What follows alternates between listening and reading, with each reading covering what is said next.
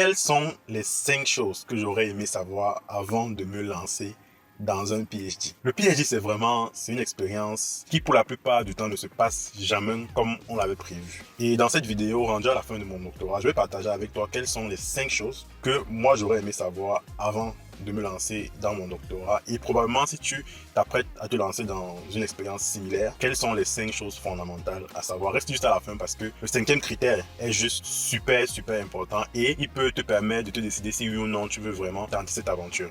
Après le jingle.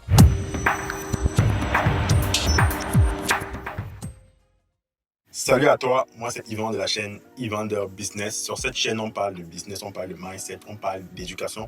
Si tu es nouveau sur la chaîne, n'hésite pas à cliquer sur le bouton t'abonner pour rejoindre cette communauté qui va sûrement te permettre de grandir, dans laquelle on partage nos différentes expériences. Alors j'ai commencé mon doctorat en 2019 et aujourd'hui je suis rendu à la fin et j'aimerais partager avec toi les différents points que j'aurais aimé savoir avant de commencer cette expérience-là. Donc sans plus tarder, on va commencer par le premier point. La chose qui est peut-être la plus importante, c'est que la façon dont va se dérouler ton doctorat dépend vraiment, mais vraiment, je pourrais même dire que ça dépend à 90% de ta relation avec ton superviseur. En doctorat, le superviseur, en tout cas au Canada, je sais pas comment ça se passe en Europe ou en Afrique là, mais au Canada, ton superviseur, c'est ton Dieu. Oui, ton superviseur, c'est ton Dieu. Si tu as une bonne relation avec ton superviseur, ça va super bien se passer.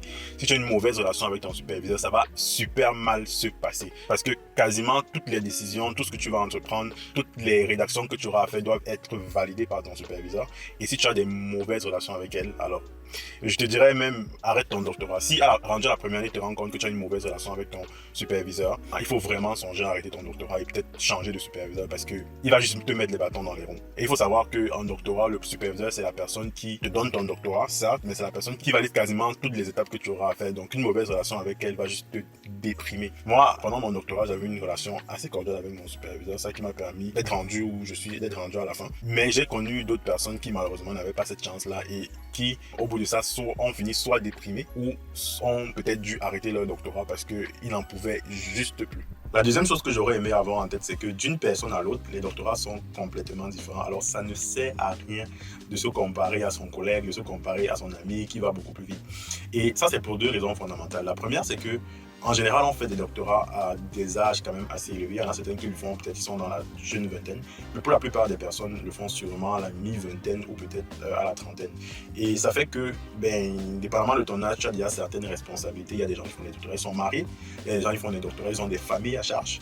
Donc, ayant toutes ces responsabilités-là, d'une personne à l'autre, les rythmes d'avancement changent en fait. Mais pourtant, quand vous suivez les mêmes cours, quand vous êtes dans un même laboratoire, vous pouvez avoir justement cette tendance-là à vous comparer, à dire, ah lui, il a déjà écrit 2-3 articles en quelques années. Moi je suis encore mon premier article, oui, mais tu ne connais pas sa réalité. Et puis autre chose aussi, c'est que les travaux sont complètement différents. Je vais prendre par exemple mon cas pour illustrer cet exemple-là. Quand j'ai commencé mon doctorat, je travaillais sur un simulateur de vol. Il fallait que j'extrais des données.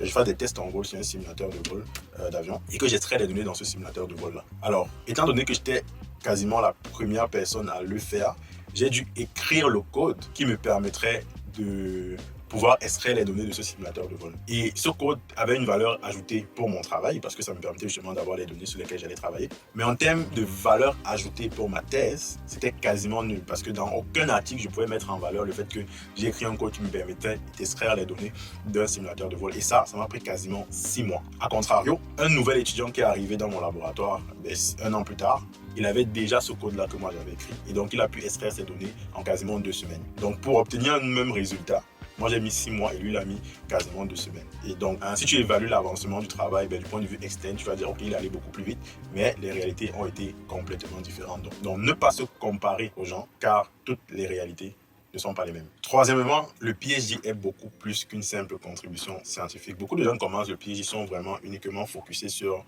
la technicité et la contribution scientifique à apporter. Pourtant, le PhD est beaucoup plus que ça en fait. Pendant ton PhD, tu seras amené à collaborer avec des collègues, tu seras amené à l'idée des étudiants. Par exemple, tu pourras avoir des étudiants de maîtrise, des stagiaires qui travaillent avec toi, donc tu seras amené à les l'idée. Tu seras amené à rédiger, tu seras amené à dispenser peut-être des cours et donc toutes ces compétences-là, ou alors tous ces aspects-là de ton PhD sont peut-être équivalentes et ce serait vraiment dommage de uniquement se focuser sur l'aspect scientifique, l'aspect contribution scientifique, parce qu'au final, après ton PhD, ce n'est sûrement pas la compétence que tu vas le plus devoir mettre en valeur pour trouver du travail ou pour t'insérer dans la société, que tu veux être entrepreneur ou alors que tu veux faire uniquement de la recherche. Ce qui m'amène au 5e point, les skills de rédaction sont super importantes, voire même peut-être beaucoup plus que les skills techniques. J'ai cette petite blague là qu'on se faisait souvent entre collègues dans mon laboratoire. On se disait que sincèrement en doctorat, j'ai l'impression qu'un journaliste avec des skills pas très élevés en aéronautique peut faire son doctorat beaucoup plus rapidement et beaucoup plus facilement qu'un ingénieur en aéronautique chevronné mais qui ne sait pas rédiger. Parce qu'à la fin, la façon dont un doctorat est structuré, du moins en Amérique du Nord, ça fonctionne par publication. Il faut publier. Quel que soit l'achievement scientifique que tu fais, il faut être capable d'expliquer ta méthode dans une revue scientifique et de présenter tes résultats de telle façon que quelqu'un qui lit ton texte puisse comprendre ce que tu as fait et puisse peut-être répliquer ce que tu as fait s'il est dans les mêmes conditions de test. Et ça, c'est un skills en lui-même en fait, et qui n'a rien à voir avec la contribution scientifique. Donc au final, la personne qui termine son doctorat le plus rapidement possible, c'est la personne qui est capable de rapidement expliquer ce qu'il fait. 5e, prendre le temps de planifier va te sauver du temps. L'erreur que beaucoup de personnes font quand ils commencent un doctorat ou un projet de recherche, c'est qu'ils vont tout de suite dans l'action. Ils vont tout de suite dans « Ah, je vais faire tel test et tout ». Et le résultat de ça, c'est que tu vas peut-être te retrouver en train de faire 3, 4, 5 tests qui t'ont pris énormément de temps, mais qui pourtant ne te permettent pas d'avancer en termes de contribution dans la recherche que tu fais. Et j'ai appris à mes dépens que prendre le temps de planifier, c'est prendre le temps de gagner du temps.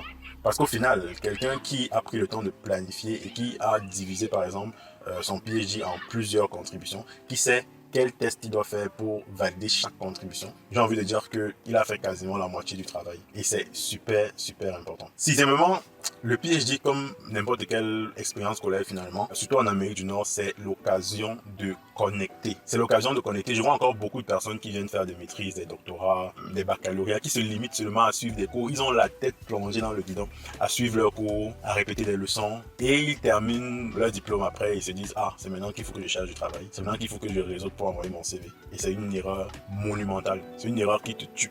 Mais tu vas terminer ton diplôme, ça va te prendre 2 ans pour trouver du travail parce que tu ne connais personne. Quand tu es en doctorat, c'est important de connecter. C'est important que dans ton groupe de collègues, tout le monde sache ce que tu veux faire après. Moi, par exemple, dans mon doctorat, c'est drôle à dire, mais dans mon groupe de collègues, tout le monde savait qu'après mon doctorat, je ne chercherais pas de travail. Tout le monde savait que moi, après mon doctorat, je me lancerai en business, du moins, je continuerai mes business. À tel point que même ma directrice de thèse, quand elle me voit pendant les dîners, elle dit aux étudiants, ah, Yvan, il est fou, il va rentrer au Cameroun. Genre, donc, elle est ma directrice de thèse.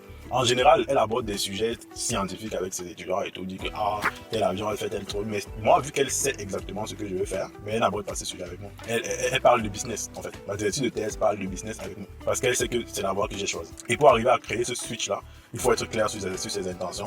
Si par exemple tu veux trouver du travail après ta thèse, c'est sûr qu'il faut être clair dessus, savoir exactement où tu vas vouloir t'orienter et le communiquer. Parce que pendant la thèse, tu rencontres des professeurs, tu rencontres des entreprises, tu as tes propres collègues qui peut-être n'ont même pas fait de thèse, mais qui ont fait des maîtrises et qui sont allés dans l'industrie avant toi et qui peuvent être juste des leviers en fait sur lesquels tu peux t'appuyer quand tu termines ta thèse pour finalement trouver une place, que ce soit dans l'industrie ou même dans le monde de la recherche ou pourquoi pas dans le business. La 7e chose, et là on est déjà à 2 bonus, c'est que le doctorat va t'obliger à apprendre.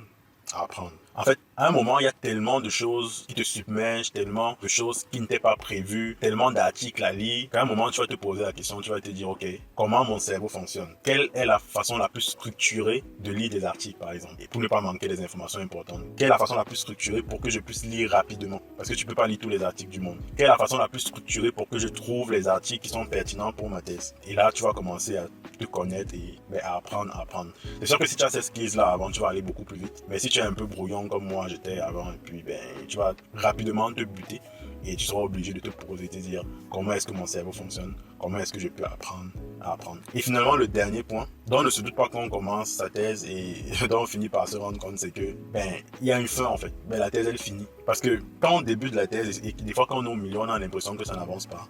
On a l'impression que si au bout de 2 ans, on n'a pas vraiment avancé, dans 4 ans, on sera rendu où on s'interroge, on stresse et tout.